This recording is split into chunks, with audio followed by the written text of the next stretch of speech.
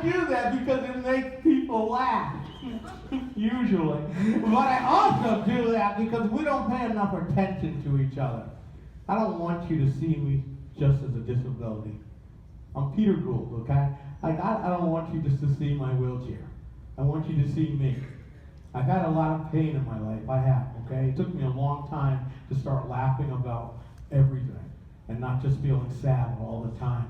Because I can still remember the worst day of my life. It happened back in high school. I was in like 9th grade. This kid named Dustin Henderson, he pushes me out of my wheelchair. I fall on my face. I'm bleeding. I'm crying. He's laughing. Really bad. You know what's really worse than that though? 3 kids walking out of a classroom and they saw it happen and then they looked at me and then they walked the other way. And later on that day we had a school assembly and this speaker guy gets up on stage and he goes, if you had one superpower, either flying or being invisible, which one would you choose and why? And I shouted out right away, I was like, I want to fly, I want to fly. And the speaker could see that I was crying when I said it. And he was like, why, young man? Why would you want to fly? And I said, because you don't need a superpower to feel invisible. I was that kid. I was a kid who ate lunch alone in the cafeteria. I was a kid who cried myself to sleep at night. And I'd say the same words like some of you said. I'd say, why was I even born? I hate my life. I don't want to be here anymore. I prayed to die so many nights, and I'm so glad that prayer never came true. I love myself now. I do. I love myself.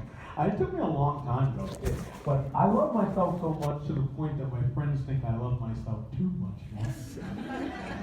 But what do they know, right? They're all imaginary. And you want to know something now?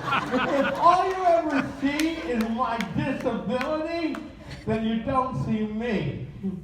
I am not my disability. I am beautiful too. In closing, how many of you, when you were growing up, thank you.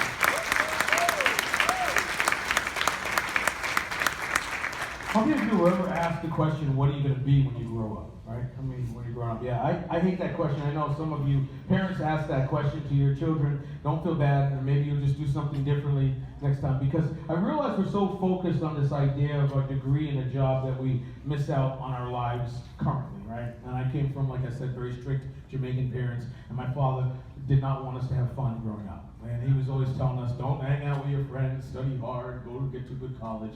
Don't hang out with your friends in college, study hard, get to graduate school.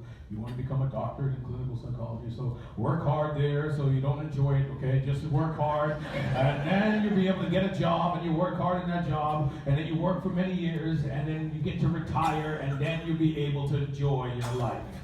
Right? My father's over 70. I'm still waiting for him to enjoy his life.